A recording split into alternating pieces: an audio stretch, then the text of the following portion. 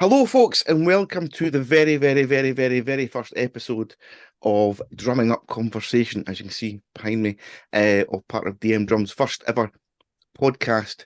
As I say, coming up, Drumming Up Conversation, but it's nothing to do with drums, really. It's about speaking to loads of amazing, fantastic, beautiful, great, even more amazing, good words, musicians, and how they started their journey and all that kind of thing.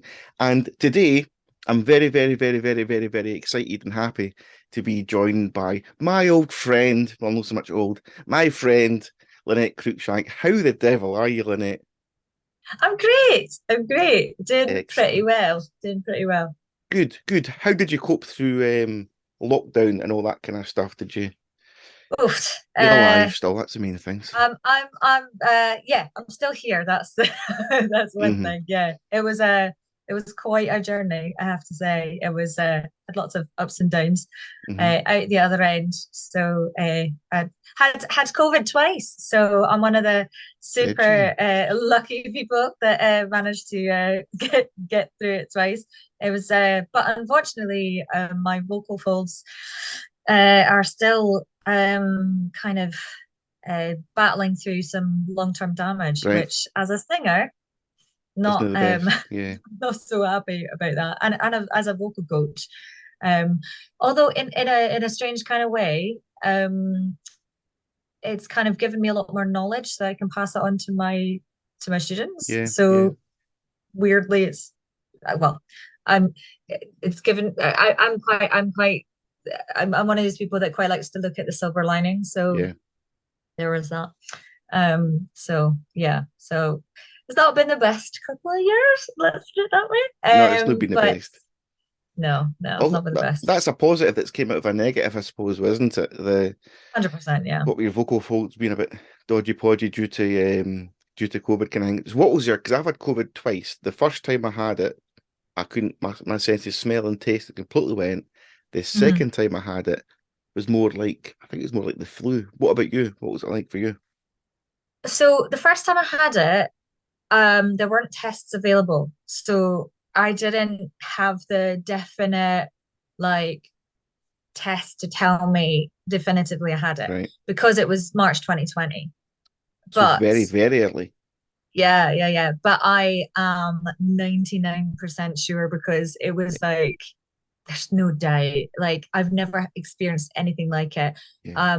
There was like a 9-day period where I was so breathless that I couldn't physically talk, Right. which is why my vocal folds were so badly kind of damaged by it because I was whispering. And whispering, by the way, is so bad. Like long-term Yeah. whispering, Yeah. occasional whispering is fine, but whispering's so bad for your vocal folds because they need to be moist. I know most people cringe at that word, Yeah. but they need to be because they're For them to work. that's what Yeah.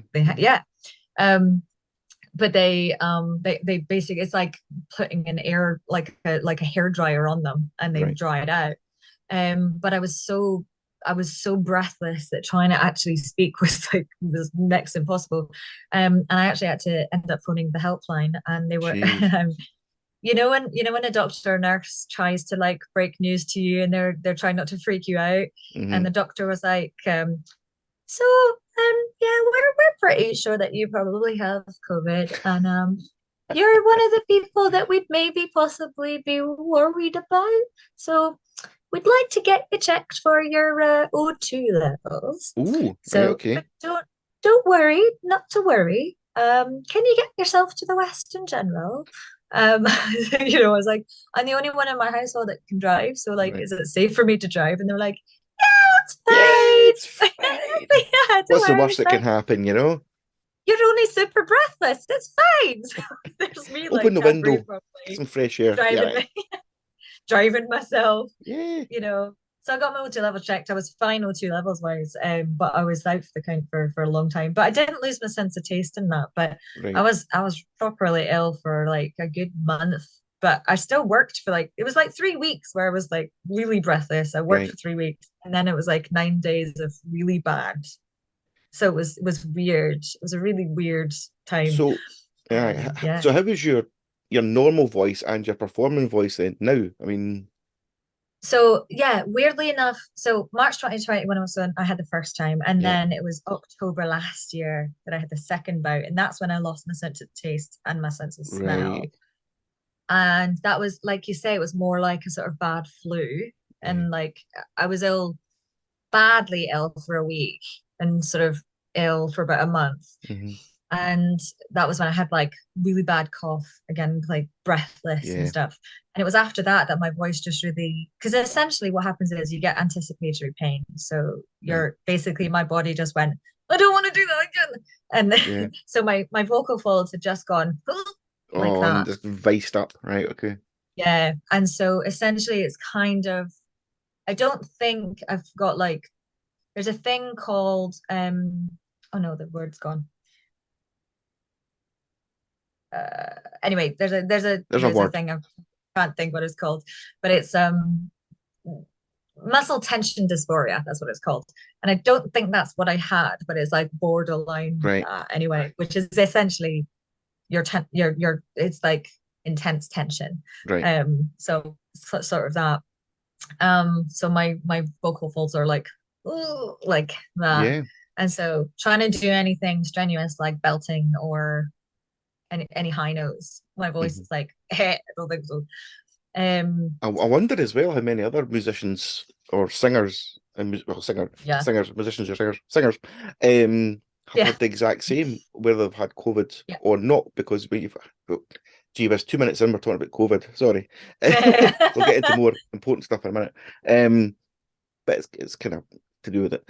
Um, how their voices have been affected by one Mhm. not being able to go out and rehearse properly, Right. as well as going out performing for those 2 years, 18 months, and 722 Yeah. days, whatever. You know, it's bad enough as a drummer or guitarist. You know, I've got guitars here. I picked up a guitar every single day of the week, the day of the lockdown to get through. Drums, no so much, because, my drum kit's not here, it's somewhere else. So, Right. not being able to get to it, and that drives you bonkers. It Right. really does. Hmm. And that then I'll cover this in a while as well, but in regards to mental health, how Hmm. Hmm. it's music is like any art. It's Hmm. as a drummer, I like to hide behind the drum kit. It's a shield. It's a protective shield. Right. I remember Brian May from Queen drop in there, saying in Absolutely. an interview that he puts his guitar on and he feels like it's like a shield, but a shield to hide behind as Yeah. an image is. And I think Keith Richard once said, an image is just a shadow that follows you everywhere. Hmm. So to Hmm. keep this image of, I don't know, the performer or something like that, you've got to put this shield on, where it be makeup or it could be a certain Yeah. outfit or a certain whatever. There's that person and the performer, two separate people, you know. 100%. And Well, that could be interesting. yeah, that's why I've got Lynette me spelled Lynnette. Yeah, And that's why I've got Lynette the performer, which is spelled Lennett, yeah, because one is me, the person, me, the teacher, me, the mum, and the other one is me, the performer, who can get up on stage and do the stuff that I can do. well, let's get into that, because that really, really interests me. Again, I keep going back to the Queen thing with Freddie Mercury being the really quiet guy off stage, and Yeah, is the ultimate showman in my eyes on stage. So a bit like the Ziggy Stardust, yeah. the Freddie Mercury, the Lynette as well. So how how different is Lynette, who I'm talking to just now, compared to Lynette, the person who's upstage performing? There's it is it's really interesting, right? Because the name itself came about because so my name gets misspelled All the time. constantly, constantly. Yeah. Because the name Lynette is usually spelt with one N, right? Hmm. And in fact, actually, this is absolutely hilarious. So my my sister-in-law just sent a parcel with Christmas presents for my daughter. Right. And she misspelled my name 4 times. Um, so she spelled my She spelled my name wrong on the front on the main parcel. Right. She spelled my first name and my surname wrong. So she spelled Cruickshank without the I, and she spelled Lynnette with one N, and then she spelled my name wrong on the envelope, and then she spelled my name wrong in the Christmas card. Which I feel kind of bad talking about it in a podcast, Hey, but we'll keep because it in. I've not Don't brought worry. it up, I've not brought it up with her personally, but yeah, keep it in because there's been a lot. I've known her for about 2 decades. Well, exactly. I'll bring it up with her eventually. But it happens literally all the time. Yeah, And I can like imagine. I'll be speaking to people on Facebook, and my name is literally It's there. right there, and then people will spell my name with one N, and I'm like, guys, it's right there. Yeah. Not that I'm like, better about it or anything. Anyway, but my mom spelled my name with two N's because she thought it looked more symmetrical. All right. Which Okay. which I agree with. I like the fact that it's got two ends, Yeah. although it does bug me that people don't take the extra care and find it, And it's 8 letters as well. And as a drummer, you can Yeah, only count to 4. Lynn, right, great. Then ETTE, great. right, exactly. And Job done. and if you're counting fours, that could be nice quaver beats. Exactly. 1 and 2 and 3 and 4 and great. Exactly. It's lovely, nice and symmetrical. It's lovely. Exactly. So when I was in high school, me and my friend Emily were like, well, if you want symmetrical, let's give you symmetrical. So we Right. tried to get my name, we tried to like change my name spelling to make it uber symmetrical. So we came up with Lennett. So it's like Ah, super duper symmetrical. And it was like a all joke, right. right? Um, which like when really I explain it, it's just stupid, right? But and then it stuck. So I started signing my homework with this name, and my teachers were looking at me like, Who is she? "What are you doing?" Yeah. And I was like, "Shut up! This is my name now." This is me now, Like right? rebelling. This is moi. And it just like it became my thing. And even like when I was like 18, 19, 20, and I was meeting people, like my friend Steve, he's like, that's my name in his phone and things like that. Right. That is me to him. And it's, and like when I go to karaoke, that's what I put my name up Yeah. as and Yeah. things like that. But yeah, then it just became my artist name, and it's split up into that, and Yeah. it's just that was it. So it's just a really silly thing. But when I'm up on stage, I don't know, it just became my kind of facade, and I can be a lot more strong and empowered and that kind of thing. Mhm. And and I found it as well that Lynette, I don't know if this is necessarily true, but I just adopted it anyway. But I found out that Lynette means little lion, and Ah, which I absolutely love. So that's my next album. I'm recording my second album at the moment, and this brilliant. is going to be called Little Lion. And the more that I'm recording this album, and the more and because like I've said, the last 2 years have been not just because of the pandemic. I've been Mhm. through, if I'm really truly honest, it has been the worst the worst 2 years of my entire life. Yeah. Yeah. I've been through some. I couldn't. It's stuff you just really genuinely couldn't make up. Yeah. It's Yeah. like I like it's been that bad that I've been diagnosed with PTSD. Right. It's been crazy, Yeah. Yeah. Yeah. and because of all the stuff that I've been through, I've it's I've been able to kind of like unleash this little lion that's been inside me, and Mhm. like let her out, and like she's kind of protected me, and kind of like for example, I was on a night out and some random guy slapped me on the ass, and instead of normally being the kind of normally I would freeze, but instead the little lion came out and like kind of like What the hell? roared at this guy. Yeah. So so I've recently written this new song called Little Lion, which is like the title track now. That's brilliant. And this is like, I am Little Lion and I'm roaring through my fear. And that's the kind of the ethos of it. And so I'm kind of, little Lynnette is Little Lion, and it's Mhm. kind of, empowering and kind of I mean sometimes between songs I'm a little bit, like, as you can probably hear, a little bit rambly and a little bit kind of here's Rambly my is the next best. song. That's why I'm never You given a know? microphone at gigs. I'm just given Yeah. told to shut my mouth, sit behind the drum kit, and don't give them a mic because they will blabber on a lot of stuff, Yeah, which is exactly. improving. Um, so yeah, sometimes it can be a bit hard because I'm the one like I'm the one with the mic, and sometimes I'm like, so yeah, this next song is, this is about a time where someone was mean to me, and so I wrote this song about how he was a bit of a knob. So so, so now I've written this song about that. So here it is. And then I sing this song about like What happened? Yeah. Ah. like like playing the piano, just like yeah. Yeah. So then I'm like ferocious on piano and being But crazy. but But then there lies the story though, isn't it? It's yeah, uh it's a vehicle, if you want a better word, to get your story out. And yeah, you're in a yeah. safe space, you're thumping the hell out of the piano or a trumpet or whatever you want, whatever you perform.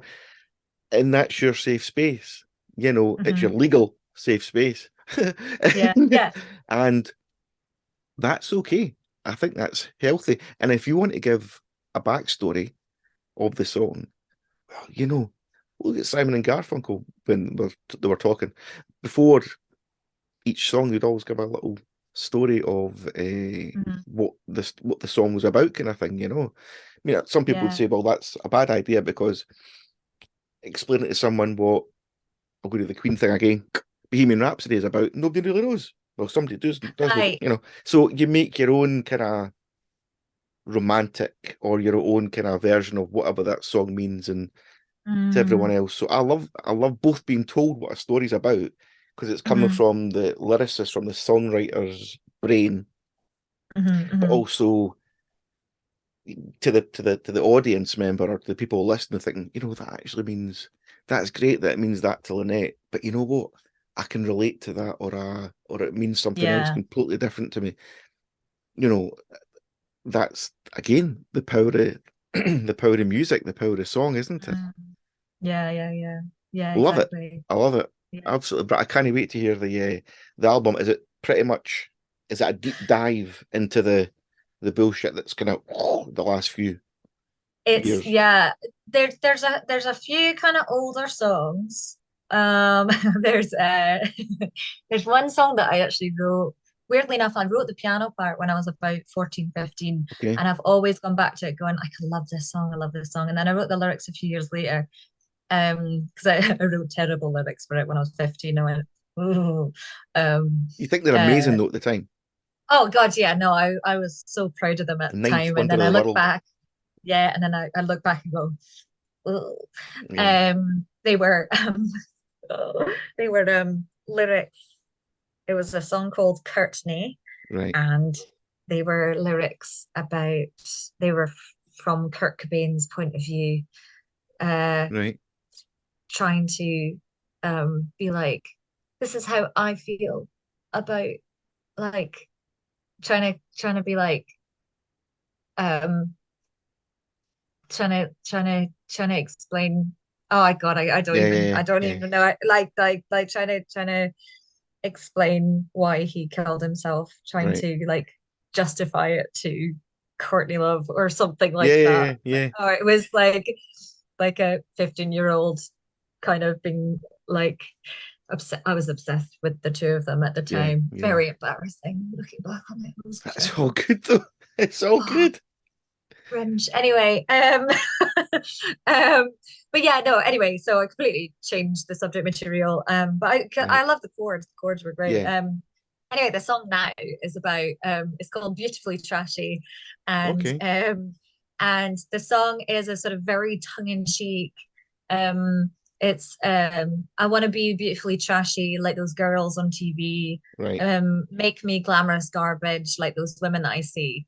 So it's like basically like make me famous. I don't care what I have to do. Just Mm-hmm. just do anything. And it's sort of a very sort of tongue in cheek, like kind of you know, you see like, you know, you see like WAP Yeah. on YouTube. It's like, right, I'll throw away my integrity. I'll do that if it means that I'll make loads of money and that I could be a singer, even though I really actually wanted to do like decent music and stuff. Yeah. I mean, no shade on her and what she does or anything like that, Mm-hmm. but like, you know, it's like actually I wanted to sing like songs like Celine Dion when I was like 7 years old, but actually I'll just throw away those dreams of like being that kind of singer, Right. and I'll do whatever it takes. I'll go on Britain's Got Talent if that means If it you know, gets my I'll foot just in the door, whatever. yeah, yeah, Right, yeah.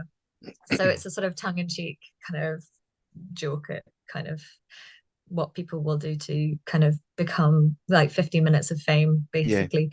But it's like a 5 minute trip hop, like saga song, basically at the Nice. So same it's time. a story. It's a Yeah, exactly.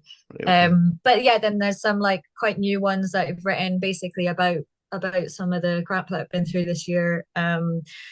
And one of the songs is very like, you know, trying to explain the backstory of that at a gig would take up half the set, so I Yeah, don't bother. But yeah. you know, but it's just like, you know, some of the lyrics in that, you know, are very relatable. You know, I like I love the opening line. You Mm-hmm. were right. I know how it matters to you that you were right. Not Mm-hmm. about everything though, just right about her. And I Mm-hmm. just love that Mm-hmm. because it's like it's a very horrible dig at the person I'm singing to, and it's a very horrible dig about the person that I'm singing, like the other Yeah, person as well. yeah. Um, Both of the people hurt me like Mm-hmm. Mm-hmm. quite deeply, very deeply, and Mm-hmm. it's just it's quite yeah, I'm saying you're right, but actually it's not a nice thing. Like Yeah. not it's not a good thing, you know. And So yeah, quite proud of that one. it's also maybe it's just me thinking like this, but it's also quite therapeutic. Oh yeah, exactly. You know, It is my therapy because that song is like I don't have the chance to be able to say these things to you, so I'm going to write a song about it instead, and it gets all that out of my system. yeah, Um, yeah. And I yeah. wonder each time you perform it, so you're performing it tonight, then tomorrow night, whatever, you have the same passion in it. But I guess Mm, what happens to you during the day where, I don't know, the hamster dies or the fish dies or your friend or you're just another kid or something, I don't know. I wonder if the delivery of that song could be hmm. adjusted slightly with Yeah, regards to how you're feeling on that day, because you know the reason why the song's written, you know the backstory, you know everything because you've lived it all. But you know, it's like performers who who rest all day and don't speak to anybody all day before the gig because they they want to just focus on the gig and that's it. Don't speak to me, darling. Don't speak to me. yeah. But Get in the zone. you know, you and I, we've got families and shit to deal with every single day. So we're like, Right. so I'm wondering if like anything else, I suppose it couldn't just work with that song. It could work with any single song, I guess. It's like going into the office and having a bad sleep is like it's going to be effective towards that your shift that day and whatnot. I'm rambling now as well. I've got so many questions in my head, and I've got a pen here, and I thought, you know what, I'm going to write things down as I go along, but nah, completely forgot what I was going to say there. Completely forgot. So you touched on Kurt Cobain and Courtney Love. Of course, back of she was in Hole, wasn't she? Yeah, one of my You, favorite bands when yeah, I was yeah. growing up. And So still a big one of mine. that brings me on to who like your inspirations. Who, when you were growing up, from Little Oh, Lynette all the Hole way was a up, massive inspiration. right? Lived Through This, one of my favorite albums of all time. And Patti Smith, I saw Patti Smith live 4 times so Really? far. Massive Patti Smith Yeah. fan. Absolutely amazing. On one of the back of the books that I got of hers, somebody described her as like a shaman Oh, when really? you see her live, and definitely agree with that. Like she transports you into completely like I know and like this sounds completely bonkers if you've never seen her live, but Yeah. she like transports you into completely different space and time, Right. and like it's incredible. Like if Right. you like anybody that I've spoken to who's seen Patti Smith, they all like, yeah, totally They've experienced it. agree. Yeah. Yeah. It's an incredible experience. She's just an amazing performer, and not just her, of course, her whole band, like Lenny Kay. Hmm. They're just amazing performers. Right. So yeah, absolutely amazing. And during my teenage years, Placebo was a big one. Yep. Yeah, and I keep forgetting that they've released new material, and apparently it's absolutely amazing. So I need to check that out. I remember the So very yeah, first time I heard Placebo was Nancy Boy. yeah, The such a great first song. ever Placebo song. I think it was in Q magazine, and you got a free disc every once in a while. It was Oh never yeah, free, but back it in the was like all these day. Yeah, yeah, yeah, band. I yeah. think Placebo was in. Also, Placebo was in there, and I think there's a band from London called Honeycrack, who I Ah, saw at the old venue in Edinburgh at Cotland oh, Road the a long time venue. ago. Yeah, yeah, yeah. Remember that place? It's now, I I think do it's an remember office that. Yeah, yeah, behind Waverley yeah, Station. Um, yeah. yeah, and they were a band from London. I actually met them at the bar at the top of the road there just before the gig. I think I was like 17 or 16 at the time. Obviously, wasn't drinking at that point. Of course, drinking Mm. alcohol, it was all juice, fizzy juice. Um, aye, sorry, I'm going to a different place again. That's me, baby. That's me. So yeah, Patti Smith. Patti Smith, Hole, and also so obviously lots of rock bands, but also because I'm very much into my grunge, but Hmm. I'm also very much into my trip hop. So like Yeah. Massive Attack, Hmm. Sneaker Pimps, and Rob Dougan, that was a big Right. one. And sadly, he only has the one album, which is devastating because it's It's very good. one of those albums which is just like track after track after track, every single one, except for one song which I can't stand, which I skip every time, but Right. every single song is just an absolute banger. So good.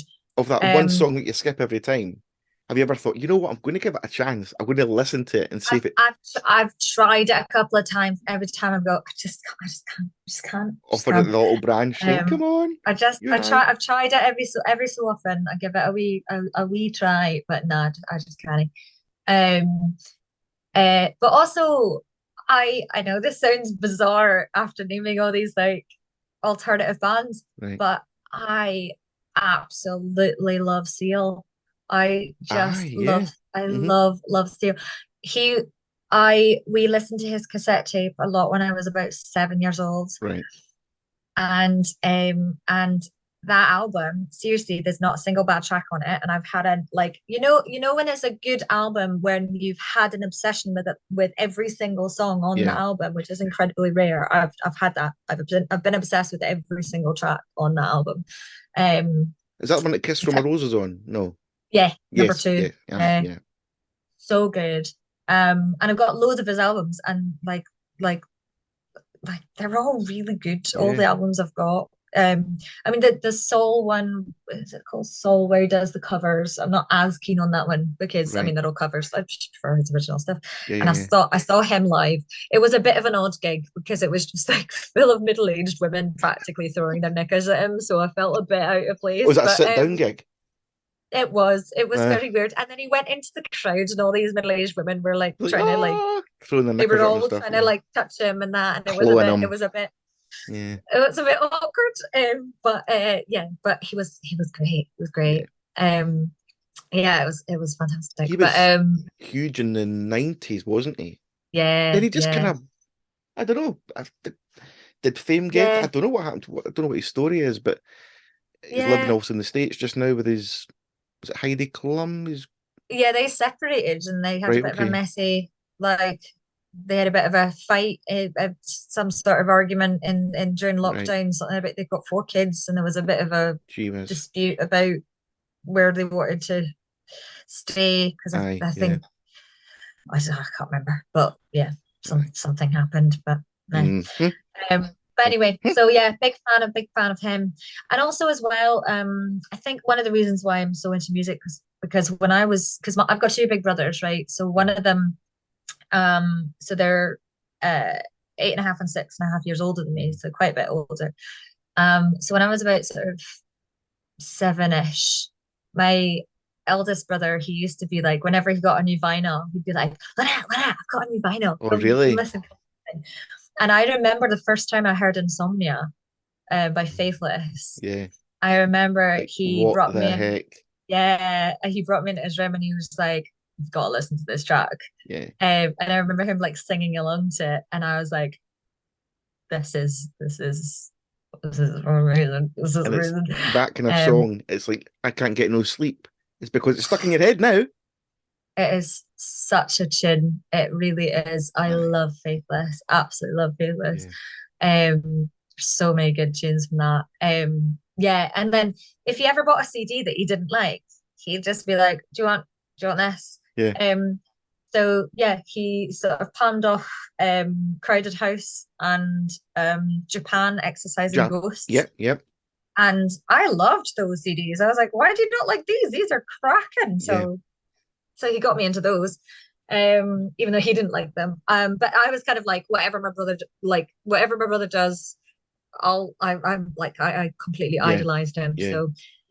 So he really kind of started off the music sort of thing for me. Yeah. Yeah.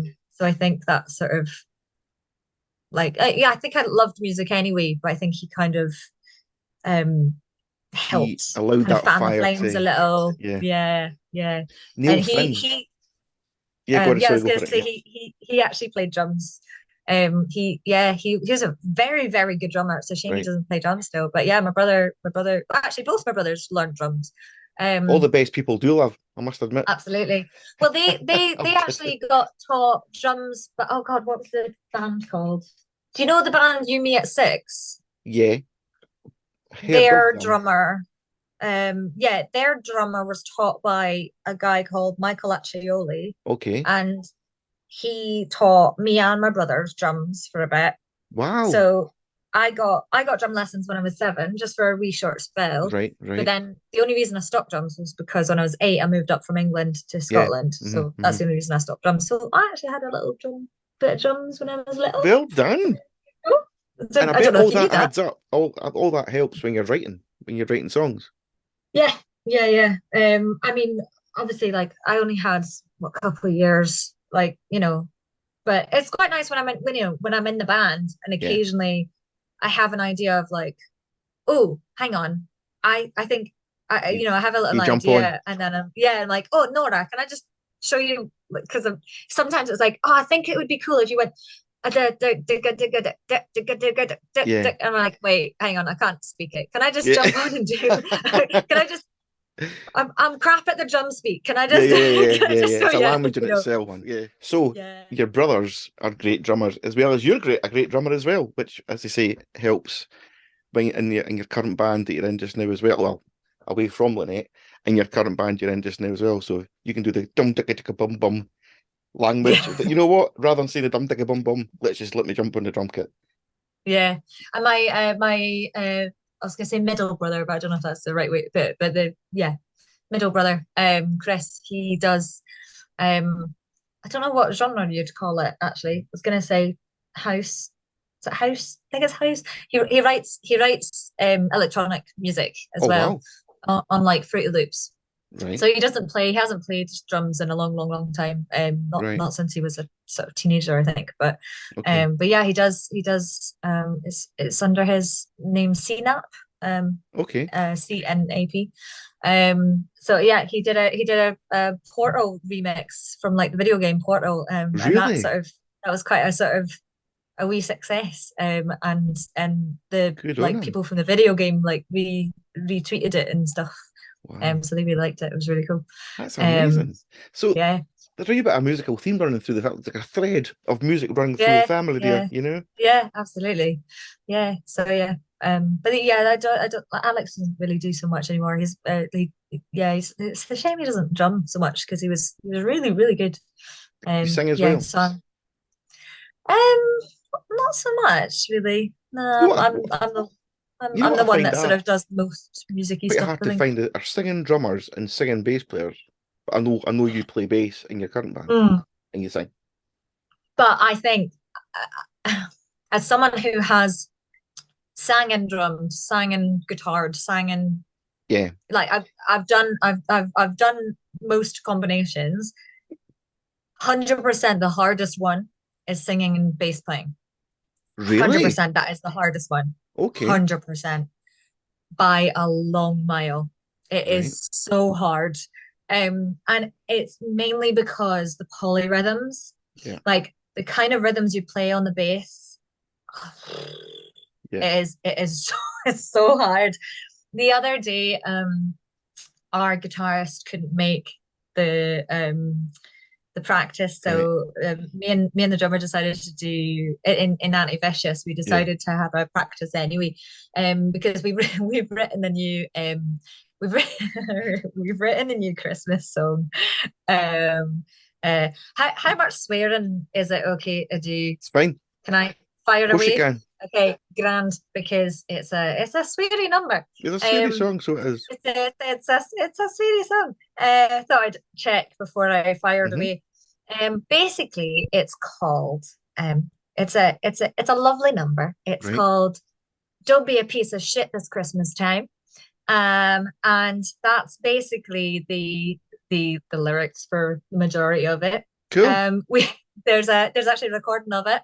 We had a stage invasion the last gig that we had. It was absolutely epic. I've seen the photos. It looks pretty good. Yeah, it's a hardcore punk song. Right. And lyrics are, "Don't be a piece of shit this Christmas time. Don't be a piece of shit this Christmas time. Don't be a piece of shit. Don't be a piece of shit." And then in the next bit is and lovely Nora, she's got a lovely kind of gentle voice, and "Don't be a dick this Christmas. Oh, you'll get nothing from Saint Nick this Christmas." That's brilliant. I love it. It's absolutely hilarious. And then after singing that a bit, she just goes, "1, 2, 3, 4," and then we just and then I start shouting, "Don't be a piece of shit," and it's just absolutely hysterical. Love it. So it's just, it brings me so much joy to do. Again, it really it's does. a safe play. Is it a kind of piss take to every every musician out there always wants to have a Christmas number one, because if they get a hit in the big bad world of that's them, that's their pension done for, that's life made. Look at Mariah, for example, or other people. They don't need to work at all. Well, I don't know what work means, but anyway, is it a kind of saying, fingers up to these songs, saying, you know what, or is it just, what is it? I think it's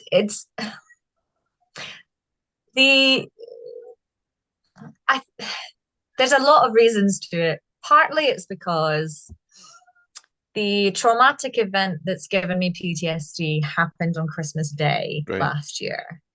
And so the person that basically the person that the person that gave me PTSD, you could say, is a massive piece of shit. Okay, good. There you go. Yeah. Directed straight at that person. Brilliant. Don't be a piece of shit at Christmas. But also as well, after the third chorus, as it were, of "Don't be a piece of shit," we then go into sorry, that's my cat crying in the hallway. Get the cat in. You got me a present. That's very kind. Oh, what's the is it an... Yeah, he does it. Thank you very much. He does thing every once in a while. He does this when I'm teaching, where he gives me this lovely present, and it's not a real nice story. It's a very lovely present. That's a lovely present. He has this in his mouth, and he meows with it in his mouth with this very, very sad cry, and he comes. That must be hard to meow with something in your mouth. Just that's a skill. Like that, and then he just drops it on the floor, and then looks at me like, "There you go. Do something." I thought it was going to be like a real mouse. I thought, oh. Yeah, luckily, touch wood, it doesn't happen. I remember seeing my neighbour's cat pawing a mouse in the back garden a couple of years back. I thought, what they're playing, maybe it's a ball. No, real mouse. Oh god. A live mouse, very briefly. Because he was playing, pawing with it, saying, "Ha ha, you're going to be dead soon." So, and then it came towards me, and it's a little tail hanging out its mouth. Not playing anymore. It's not alive. I was like, hopefully it didn't come near your house. Yeah, no, sorry. It's not nice. Yeah. So, but yeah, then right at the last chorus, basically what happens is, Nora does a great big drum fill, right, and then we shout out things like, the first thing I shout is something like, "If your family member happens to bring home a new partner and they happen to be a person of color, don't be a racist piece of shit." Right. And then she does a and then Sophie will shout something like, "Don't misgender your kids," Yeah. and then blah, blah, blah, blah, blah, and we'll Yeah. just shout it, and Nora will say, "If you don't want to do Christmas, you don't have to do Christmas. Yeah. Don't force your misery on everybody else." Yeah. I'll pick you up. It's a cat. Stay in mind, buddy. This is standing on the laptop. Again, and that's a great platform. It's a great platform for saying exactly how you feel at that point. Yeah, and of course, we're preaching to the choir, because the kind of people that come to our gigs are all going to be like, yeah, but all, it's great fun because everybody goes wild and stuff, and that's partly why we had the stage invasion. And one of the things I shouted was, "'Tis the season to be merry." So this was something that was really important to me, so 'tis the season to be merry, so of course alcohol is going to be flowing, so consent is really important, and if somebody is too drunk to be able to say yes or no, then that answer means no. So and then it was so nice because the crowd just went completely wild, more wild than wow. And then Nora did a great big drum fill, and then suddenly we go, "Don't be a piece of shit at Christmas time," and then everybody filled up just the stage, and it was crazy, it was amazing. So yeah, Love it was that. a lot of fun. It was a lot of fun. So yeah, we've got one more Christmas gig coming up. Okay. Oh, Bagheera, please don't stand on the laptop. One more. He's just gonna stare at me intently, like, "What are you doing? You're not paying me any looking attention." At me. Why are you looking at him? Huh? So excitingly, the Leaf Depot is hopefully going to be open, and then we're gonna. Good. I think it's definitely going to be open. Right. And we're going to be playing there on the 21st. So I'm very excited. And what we'll do, we'll put every links to Lynnette and Auntievicious and everything on the description on Spotify and on YouTube as well. Awesome. So tell me more about Auntievicious, rather Auntie as a muscle brand me.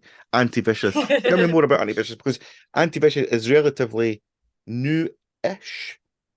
Well, we started a year ago now, actually. So our first gig was in March this year. We started last October-ish. Yeah, started practicing together last September, October. So it's myself, Sophie, and Nora. Sophie and Nora used to be in a band together called Little Love and Friendly Vibes. Okay. And they'd been together quite a long time.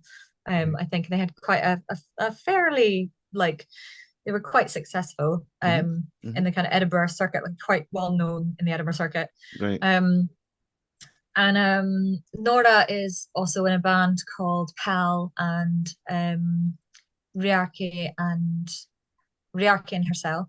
Right. I'm probably pronouncing that wrong because I think I always pronounce it wrong. But anyway, Riarche and herself, sorry, because it's like Pat and Nora, and Pat Riarche, Pat Riarche and Nora herself. So it's like nice. Yeah, so it's quite good.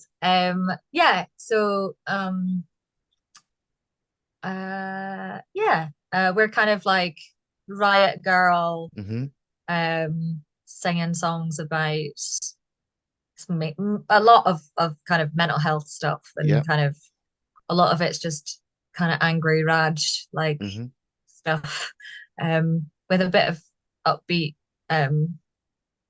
kind of I don't know. I guess that's the way to so angry rage, upbeat. I'm using that word again. Safe space. Exactly. Doesn't matter your background. Doesn't matter about anything. Just come along for a bit of rageness. And so much fun. Like, there's always so much fun. A bit of a mosh pit, and actually, like, although we've only done maybe 7 gigs now, there's always a really big crowd, always, like, and usually, like, tickets sell out pretty quick. That's brilliant. Like, quite a lot of our gigs have sold out, actually. That's really the majority of our gigs have sold out. It's kind of crazy. We did a gig for GAF, which is I can't remember, I always forget what the acronym stands for, but it's basically it's a charity that fundraises for trans people to help them with things like surgery and things like that. Right. And that's just basically since then, I think the trans community just kind of went, we love you guys. Yeah. And which has been amazing. Just absolutely amazing. Because I guess you're giving And them a voice as well. yes, yeah, You know. and yeah, that gig, all of us managed to raise about £1,000 Wow. for them, which was fantastic. Yeah. It feels amazing to help. Um, so which yeah, fantastic. And yeah, Yeah. I in my previous jobs I've worked with people who are trans and I loved sitting down with them because I listened to their story from Mm, birth, whatever you want to call yeah. it, birth, from back when they were first born to now, and especially the last, whatever part of their journey, the last 5, 10, 15, 20 years, if not longer sometimes, and the abuse, it's the only word I Mm, can use actually, yeah, the yeah. abuse that they've faced. And this person is one of the most strongest individuals that I know to go through from where they live is it's just politically correct. They don't accept people who are different, who they Right. think are different, right? Um, they don't like minority group. Anyway, yeah, yeah. So, and the courage that this person has to get on a bus, to even not even actually remove that, to get out of bed in the morning Yeah. and put on the clothes that this person has always wanted to wear Yeah. and walk through the scheme and get to a place where they do things, then where they work or whatever. Wow. It's so it's so powerful. It's so powerful.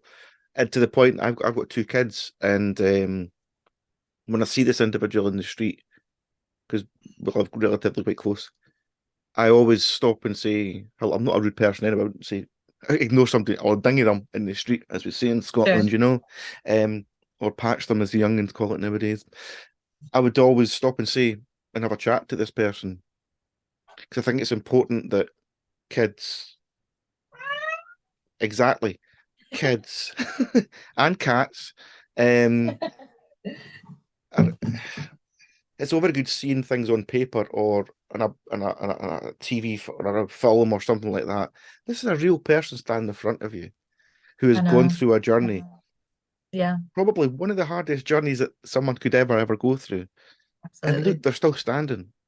Hmm. Yeah, and they've Hmm. got stories to tell. Yeah, but Yeah. this is acceptance, you know. Hmm. Um, yeah. Sorry, I love telling that. I don't tell a story all the time, but I find it necessary to tell people this story because there are so many people in this world just now who care, give too Hmm. much of a shit why that person's yeah. Social media doesn't help. Yeah. The gutter press don't help. Um Yeah. I and think it's important to yeah, be an ally. I yeah, think it's really important to be a vocal ally, yeah, and to spread awareness and to stand up, because I think it's not on just trans people to speak up. I think it's on us to make sure that we're saying, hey, I'm with you. yeah. And because it's too exhausting for, I mean, even just like, the only thing that I can relate to is being bisexual, Mhm. and knowing that there's a lot of biphobia and bi erasure out Yeah, there. And that and it's and I mean, it doesn't affect me massively, right. but it's still tiring for me to have to stand up for that. That Yeah, and it's really doesn't, I can easily hide in my heteronormative your facing little life. chasm of I mean, safe or whatever you want to call it. yeah, I'm married to a man. It looks very much like I could very much easily hide in a very kind of straight facing life. but I Yeah. don't want to because I'm not straight. Well, it's You not. know, It's not true to yourself or yeah, to your it's yeah, family at all, or anybody else that loves yeah. you around. Excuse But me. so I mean, but what I go through as in that sense is not even a tiny little percent of what trans people go through, Yeah. because they are definitely the most marginalized group, I should say, in the LGBTQ plus community. Hmm. Um, and so I think it's important to not just let them fight the fight. I think it's very, very important that everybody else, no matter what your background is, no matter what your, I think it's really important that we all help and Yeah. sort of, link arms and go, We're all in this um, together. yeah, yeah, 100%. Like it's Whether super you're important. straight, not straight, whatever. It's Mhm. especially being brought up in Scotland with the whole Mm, religion thing. The East yeah, Coast, sorry, the East-West Coast divide, the this, that, and other, and this, that, other. Being brought up in the 70s and 80s with the troubles over Northern Ireland, we've always been brought up with them and us. yeah, There's yeah, always yeah, them and us. There's that the other side of the wall, the other side of the fence, and the 2.0, was it 2.0 families, with the husband and wife and the two kids and the white picket fence and all that kind of thing. And yeah, probably does exist, but are they really happy? That's the question I always ask. mm. In themselves. But I digress. I did it again. I digress. I was going little tangents. And yeah, we've always been brought up with, black and white. That's it. Yes, You know. exactly. And I And feel it's just not that the case. absolutely, I remember, it's probably not the same. I did higher maths. I was at grammar school a long time ago in the 90s. Sorry, higher English. And I take of a talk on something that we loved or something that we felt really passionate about. I remember giving a speech about HIV and AIDS. Spoke about Rock Oh, Hudson. Spoke out again, a Queen fan, about Freddie Mercury, his kind of journey that know that has now been made into a film and whatnot. And I remember the amount of kind of bullying and kind of bullshit from me talking about a bisexual man to a group of teenage kids, essentially. It was what, 1994, so I was 15. Yeah, about that.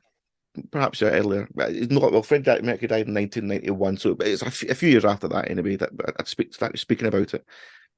And David, I was kind of labeled David the bisexual guy walking about school, or David the gay guy walking about school, and you you couldn't talk. I mean, there's nothing wrong with that school. It's an absolutely brilliant high school that I went to, but my point is the mindset of people throughout the years, and especially in the gosh. 90s, that yeah, there's always that.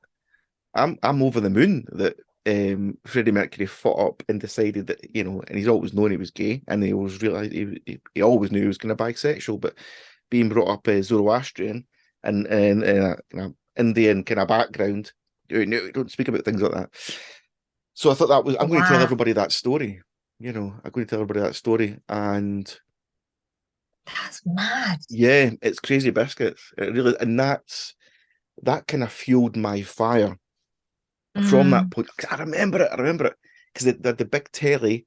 It wheeled into the classroom and had the Queen live at the Queen video that I brought into school, and I had to keep it hidden away in my school bag because nobody could see it because there's a picture of a guy, four guys, one particular guy with the moustache and his top off, the hairy chest, and the you know, and I remember my good friends were like, "Well, David likes Queen. Who cares? Brilliant." yeah, They'll go and listen to Milli Vanilli or something. I don't know, whoever it was, right? They can do what they want. But also, what I was trying to tell people in that class was it doesn't matter what band you like, you're still a person at the end of the day, an all white class, unfortunately. Um, aye, just crazy biscuit. wow. I had to take the video out of the machine, rewind it first because it's an OCD thing. I had to have rewind it Oh before you yeah, put it yeah, back yeah, in the yeah, box, yeah, yeah. put it It's good. back in I'm my glad to bag. hear that. And I remember holding the bag close to me for the rest of the day because my fear was somebody's going to come and take my Queen videotape and ruin it and chuck out the window or Yeah, yeah, yeah. bin it or whatever they were going to do, kind of thing, Rip the thing out of it or whatever. Yeah, cut the tape and yeah, absolutely mental.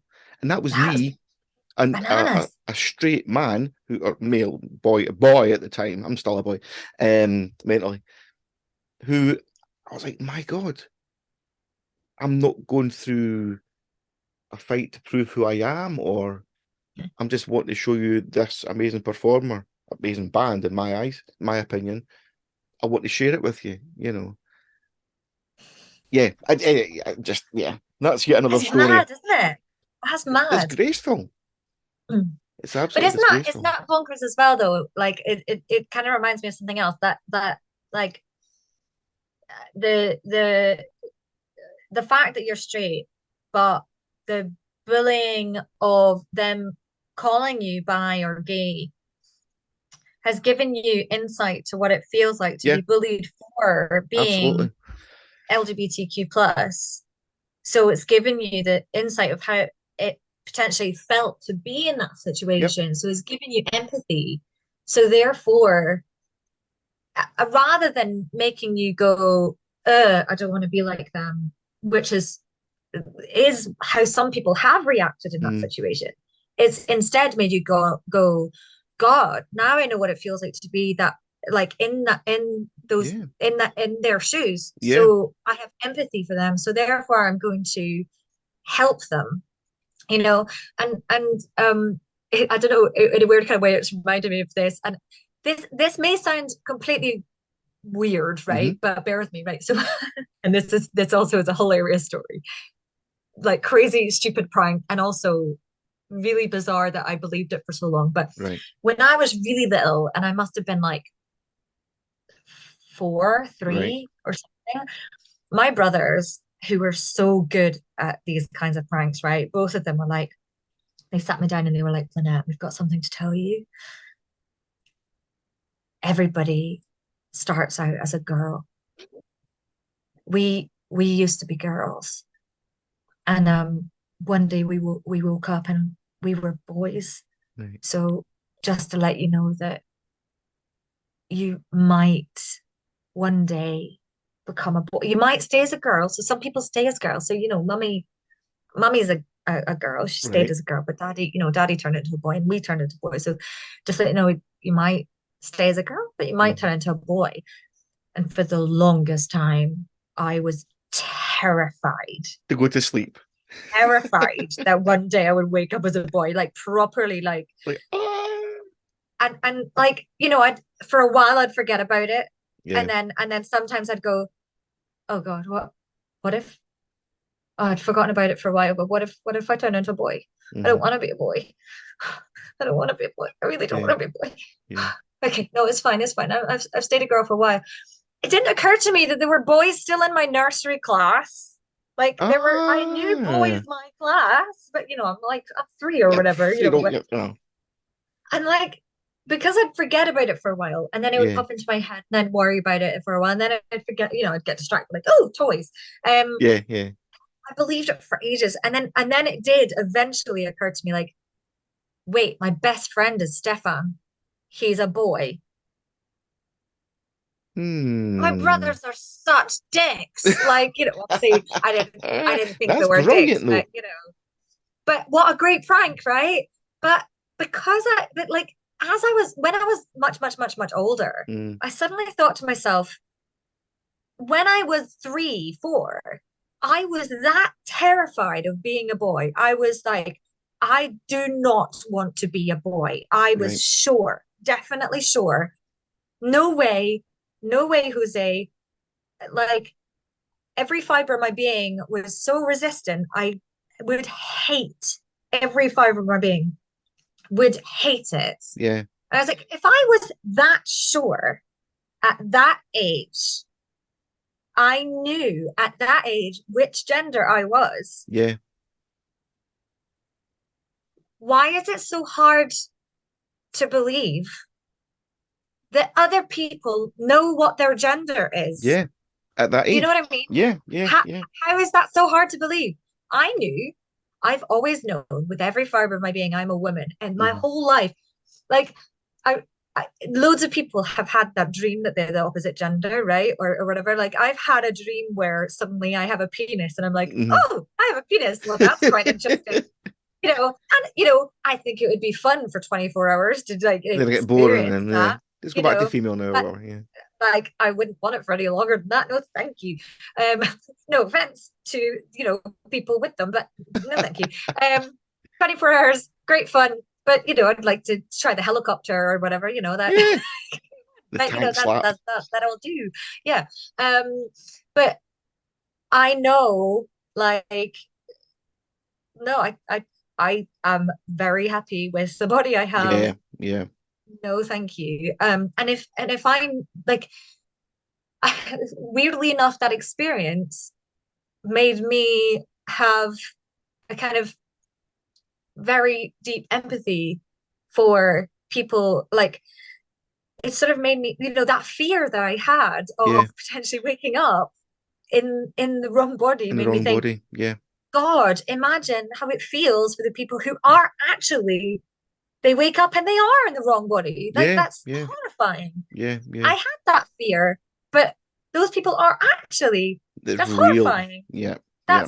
That's God. Like, and it just like that's really, that hurts me. Like, do you And know I what I mean? want, Like, I feel that for them, and that's why I feel so passionate about it yeah. for them. Like, um, yeah, just it's And just that'll I'm come out very in passionate your about it. gigs as well, at your Yeah. shows as well, that the audience watching are in that group that bloody YouTube, just a minute. Run out of time. I'll bloody give you run out of time, son. um yeah, what was I saying? Yeah, the people who come to your gigs, they come to your gigs because to see you, they're all bloody amazing, obviously, but also they agree with the message, Yeah. you know, Yeah. in the journey that they're on, and you guys as a three piece, Yeah. Hmm. they're going to come and see you and know that I wanted to stop saying safe place. My God, Oh, too but much yeah, I get health yes, stuff. But you know what I cheesy. mean? It is that kind of, Yeah, yeah. you're welcome here. You're safe. Oh, fucking hell, safe. You are safe here, kind of thing. Yeah. Um, you're accepted here. Which you Hmm. know what? It shouldn't be. It shouldn't be that they latch onto a band to feel Yeah. comfortable and this, that, and other, this, that, and other. But it is what it is. We do what Hmm. we do to get through. We do what we do to get through the day. Easy for me to say. Yeah. That rhymed. Um, and that's it. We do as species. We latch onto something that we love, and we want to take in that safe space, Yeah. kind of thing. So Plus, my bass lines are pretty shit hot, so there's that. just drop the mic on that one, love. Yeah. I love writing bass lines. I never thought I'd be that into it, but Right. the, the first bass line that I wrote, that I was like, oh, that's pretty cool. Like, I'm having so much fun writing bass lines. Like, I don't think, sorry, my back's cracking. Jeez, oh, Go for I'm it. Go for getting it. old. Crack it, love. I'm Crack it. like, oh, that was like a big crack. Crack a Um, lacking. like, I wasn't even trying. I just moved and cracking, getting out. Getting all Um, time, Ken. to be fair, my bass is really heavy. It's made of perspex. It's like see-through perspex. It's really cool. I'll bring it out in a minute. Nice. I'll show you. It's very cool. But it's heavy as fuck. Right. But yeah, I'm like loving writing the bass lines because it's Right. just so much fun. I am getting slightly more ambitious and more ambitious though, and I'm writing bass lines that I'm struggling with slightly, but I'll That's just have good to though. You're practice. pushing yourself. Yeah, I am. It's great fun. But yeah, there was one song where I was like, Sophie, don't forget to play this one a bit slower because Because my fingers. my fingers can't keep up with it. But yeah, like I'm having so much fun writing crazy Good. bass lines. Because and like I think it's one of those things like people do focus on the singer a lot. Yeah.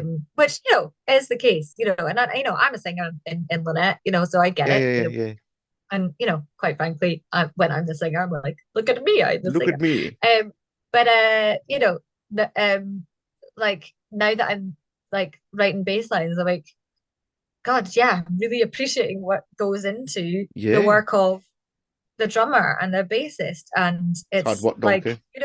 it's like it really, everything. Not that I didn't appreciate it before, because It's a of tight course unit. when I was Yeah. in when I was in Storm and a D Cup, like Yeah.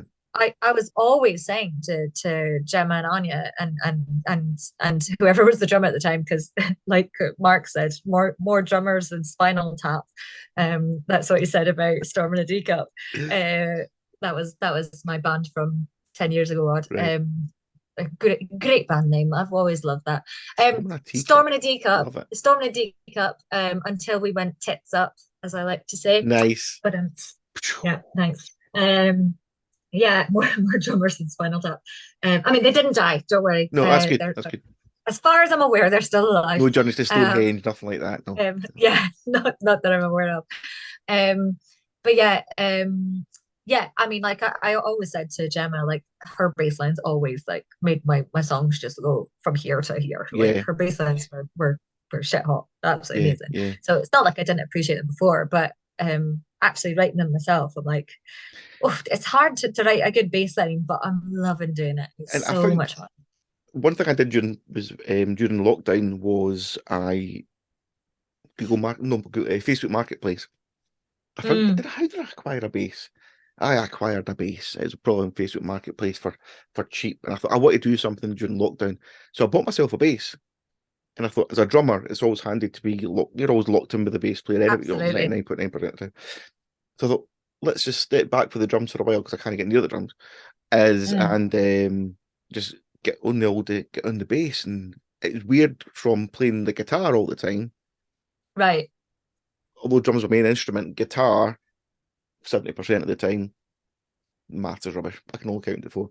To then going from 6 strings or 12 strings down to 4, I'm like, ooh, what's going on here? And they're heavy. And they're like the frets are really thick. Ow, I'm in pain. Yeah. But it really works like these muscles here. It really does. And then you're watching guitar bass players like the singer from Rush, who's a singing bass player. And I don't like, says the bass player in me. I'm leaving there, obviously, but I hate watching him. I hate watching his technique. Really? I just hate watching his technique. I love the band itself. I think this whole fucking thing. I don't know what it is. Also, the guitarist from Level 42, he plays his bass like in his throat. Oh. Yeah, he marks something, and he plays a lot of slap, and he's literally got the bass up here. Maybe it's just a bad thing from the 80s. I remember seeing it. He just pisses me off. I just can't watch it. I can't watch him play. I can listen to a Rush song anytime. I thought, and trying to keep. Good luck any drummer trying to copy a Rush song. Yeah. But the first time they hear it, it's nigh on impossible. Listen to it another 6,000 times, you'll probably get there. I don't know about the bass line, but it's certainly the time and signatures change every so often. 2 bars or whatever. Oh my God, you're not even finished farting, and the timing changes. Something really, really crazy. But yeah. Sting. I just thought as well, Sting is a singing bass player as well, isn't he? Is he? Aye. I didn't know that. The Police, the Police. The Police. Aye, because remember he was in the Police. Mind him as Detective Sergeant Sting all that day. No, aye, when he was in the Police. I'm going to call it the Police from now on. There must be a Scottish tribute band to the Police called the Police, eh? The Police. That would be so good. Would that be P-O-L-I-S, wouldn't it? Oh God, I really want somebody to do that. Oh, please, somebody out there, please, somebody out there, make Scottish tribute bands. And they can't have a Geordie accent. You've got to have a proper Scottish. Oh God, I want that so bad. I want that so bad. Start the Police, the pole for the Police. And they have to sing in a really, really, really Scottish accent as well. Aye. Like the song where he sings with a really like reggae accent for some weird reason. Yeah, which is slightly dodgy in my opinion. Do it kind of broad Glaswegian. Yeah. Roxanne, you don't need to put on that red dress. Oh, how good or would red that frock. be? You don't need to put on that red frock, Roxanne. I'd love to hear that. There must be Police. There must be the Polish tribute band, the Scottish band. Oh, please, somebody do that. Love it. Right, so love it. We touched on briefly earlier on about programs like Britain's Got Talent and all that kind of thing. People Aye. want to kind of Yeah. fast track into the music industry, and some people Yeah. have done very well for themselves. Yeah. Susan Boyle, for example, Yeah. someone who's been hiding and been bullied a lot of her adult life due to her mental health or just the way, yeah, just her mental health, but lots of other things going on as well there. But she's done amazing for herself. Some would argue the point that she's done very well for the record company as well, which I think she has done very well, or the record company have done very well out of her. But yeah, what kind of tips, hints would you give to, I don't know, school kids watching this, teenagers watching this, to say, I really want to get into the music industry or start an instrument from scratch? What would you suggest you do? Practice is really the main thing. Mm-hmm. And I think a lot of people put a lot of emphasis on things like, oh, this person's really talented. I don't believe in talent as a thing. Mm-hmm. You look at people like Beyonce and Celine Dion and people and go, oh, they're so talented. They're so talented. But actually, okay, yeah, to a certain point, they've predisposition or genes or something. But Yeah. no, those people work really, really fucking hard. Yeah. Really hard. And they like really hard at their craft. Mm-hmm. Now, for example, I've got a thing called the Leviton effect, which is sometimes known as partial perfect pitch. Right. But a part of that is something that I've worked on. So it's like, for example, if I know a song really, really, really well, if I start to sing it without any kind of help from like a backing track, I can usually sing it at the right note. Yeah. So like, for example, if I think about it, sweet dreams are made of these. I'm pretty certain that's the right note, I think. I don't always get it right, but but yeah, something like that. Like usually I get the right note or thereabouts, right? So that's what the Leviton effect is called. Is even.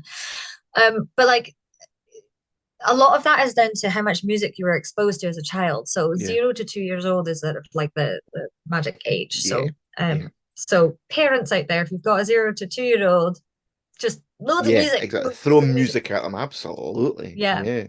But as far as kids go, like first of all, when I tell my because I'm a instrumental music teacher, so what I tell my students is there are 3 phrases that are banned. I'm not a strict teacher at all, but this is the only thing I'm strict about. 3 phrases that are banned from my practice and from my lessons, which are the word can't, unless you say the word yet afterwards. So I can't do it, unless you say yet. Yeah. Right? Because and I should be able to do that by now, or I should have done that. All of those words are banned, and the reason for that, and I'm so passionate about this, is because all it does is it puts you down. It's the critical parent voice in your brain. Yeah. If you know about the transactional analysis in psychology, if you don't know about it, Google it. It's really interesting. So the critical parent voice is going, you should have done that by now, or I should be able to do that. Oh, I should know that by now, or oh, I should know my rhymes, therefore I should know that note. All that's doing is it's shaming you and it's guilting you, and you go in this spiral. And eventually what it does is it makes you not want to practice, and then it makes you want to give up your instrument. And I know that because that's what happened to me in high school. And it makes me think, I should be great at flute by now. I should be great at piano by now. And then it makes me go, oh, why should I even bother practicing? I just, so put like, God, everybody else is so much better than me. Why should I bother? Just throw all of that out the window. Who cares how much better everybody else? Stop comparing yourself to other people. All of that stuff is bullshit. And all it does is it puts you down. Stop comparing yourself. Stop saying I should this and I should that, I should be able to this, should whatever. Stop saying I can't do it because it's bullshit. All of that stuff is crap. Just stop all of that. Basically, that's all in my mind. Just to go, just gonna do my best and see what happens. Just have no expectations. Trying to get into the music world, exactly no expectations. Because Mhm. if you do that, if you have your hopes up, then it's devastating because it's really a brutal world out there. Yeah, yeah, Education is really just the best thing for it. Find yourself a good tutor, and if you can't afford it, because I know it's expensive, yeah, then just like try and find like I mean to be honest, I'm not a big fan of the apps. I don't like yeah. I'm not a fan, but I mean if Pre-programmed that's all things. you Yeah, yeah. if you can't afford a tutor, then I mean YouTube can be quite good, I suppose, Yeah, but you've got to be careful, especially with the singing tutors. You've got to be careful to with the pinch of salt. Sometimes yes. they can be a little unsafe at Gonna sell you times. a dream, perhaps. Yeah. Well, I mean, it's just like sometimes they'll like teach you how to belt, and maybe they're not the safest. So, Yeah. make sure you go with like somebody that's like got good reviews, I guess. Because Like sometimes you can hear like, yourself. yeah, I've not got anything on YouTube yet, but maybe I Really? should start. Do you? Yeah, I Oh, just I'm a bit takes a lot I'm of quite time busy at the juggling moment. It balls does. everywhere as well. My Yeah, God, yeah. it's hard. Like, But yeah, yeah, yeah, maybe I should. I've been starting to try and do a few reels on my Lynnette page with right, some music stuff. So right. maybe I should start doing stuff. But yeah, like practicing little and often. Like Hmm. the other thing as well, like a lot of people think, oh, I've got practice every day. I've got stop putting pressure on yourself for it as well. Research suggests. I'll try that again. Literally only had Coca-Cola today, I promise. Um, Research suggests Yes, that you should practice minimum 3 times a week. It right. doesn't have to be every day.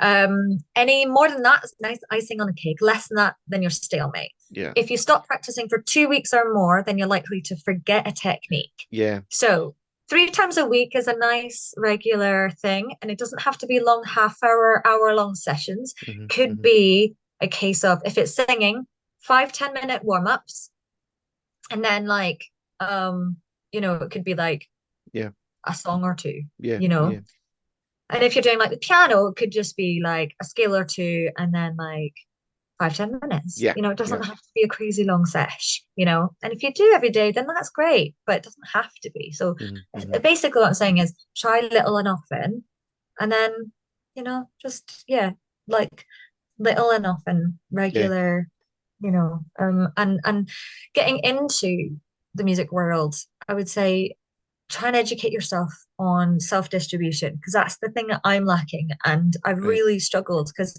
I released this album, Hmm. so it's hard to say because it's all shiny. I Hmm. released that in 2013, and it started off really, really well, but because I've actually got that. knew, oh yeah, so you do. Hmm. Nice, thanks.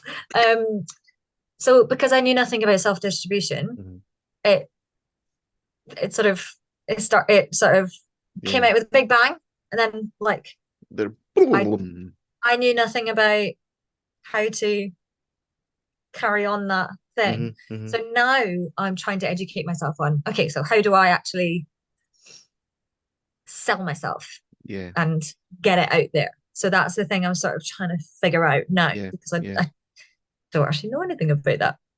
I know the music side of things, but I don't actually know the business side of things. That's So the you'd crux of say it. educate yourself over every not just the performance or the your craft, your instrument, but also the business aspect as well, I guess, isn't it?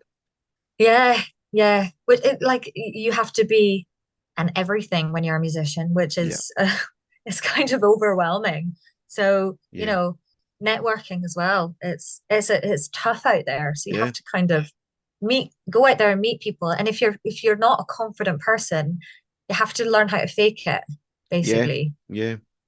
Which is, I'm not a confident person. And when I first started doing this, I was a mouse. Hmm. But that's why you become like, I put a wig on, This person here, and absolutely. I I became that Lynette Yeah, instead of Lynnette Cruickshank, yeah. No, Um, absolutely. Yeah, yeah. you know, And I guess going into that mindset of right, I'm going to go into distribution, I'm going to have meetings with people, I'm going to knock on doors. You'll have that Lynette on, as it were, yes, that Lynette image, whatever you want to call it, on. Say, I am going to knock down your door, and then when that yeah, meeting's over, walked back home, back to Lynnette Cruickshank. Like, Yeah. that was scary, I'm you know. And gonna go again, for a nap now. it's an image, it's just a shadow. It does follow you everywhere. As soon as you've got the image on it, you're part of that. You know, you're that Yeah. image. It's like you see in the shadow. You know, Yeah. there's so many programs that are out there just essentially make money and get viewing figures that sell the kind of, you come in this show and if you can sing the same as Beyonce or the same as whoever, then we will give you £1 million contract and this, that, and other. And yeah, that does work for some people, but you also see the people who come third or fourth or don't even get placed, and you listen to their stories, and it's not just a kick in the butt saying, "No, we'll try again next year." It really affects them, their mental health, because this is all they can think about is dream. All they can think about is performing to a stage, whether it be 1,000-seater somewhere or a club or 20 people there or whatever, or a stadium of 70,000 people. That's their focus and their dream. And I think I'd kind of echo what you're saying as well, or add on to it, is have that dream, because dreams can come true. You know, we all go through paths. It's never a perfect A to Z. Essentially, I don't think it is anyway. Certainly not in the real world. We're all on a journey through life, and I think it's about having the right people around you to help guide you, and also have that kind of sifting process. What I call sifting process is the flour sifting, you know, with the holes in the bottom. I'm sure everybody knows what a sift is. Is having these people. Do you really need these people in your life? No.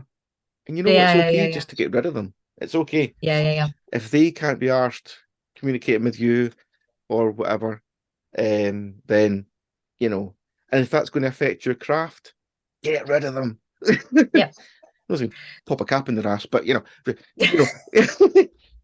speak to a man who has a slab or whatever. I don't know. Yeah, it's just, you don't need these people in your life. You know, or surround yourself with the right people. Well, that's how I've gotten some top-notch songs this year, because I've getting rid of some highly toxic people. Absolutely. And got some top-notch songs from it. So yeah, absolutely. And also, as I said earlier, we're going to have, don't know if it's going to be down there, but certainly it's going to be in the description on the Spotify link and also on the YouTube link as well of everything that you do. Lynnette Cruickshank. Okay. Never a pleasure. Sorry, what was it again? Always a pleasure. Lynnette Cruickshank. Lynnette Cruickshank. Always a pleasure, never a chore. Which I think is a fantastic saying, don't you? Yeah, absolutely. I love it. I love it. And yeah, thank you for being the very, very, very first podcast. Yeah, thank you so much for having me on. That was how are fantastic. you? How is everybody after this going to, you know, they'll say the first one's the best one. Absolutely, I know. Absolutely. Thank you for your advice and your time today. Absolutely, yeah, and that was super fun. Is the cat away? Yeah, the cat started scratching at the door. He was like, "Oh, I've had enough of this." So yeah, he got bored and buggered off. Great. Tell the world about you, and we will also tell the world about you as well. And we'll speak to you again very, very soon. Yeah, well, it's lovely speaking to you. Thanks for having me. Speak to you soon. Cool. See you later. Bye.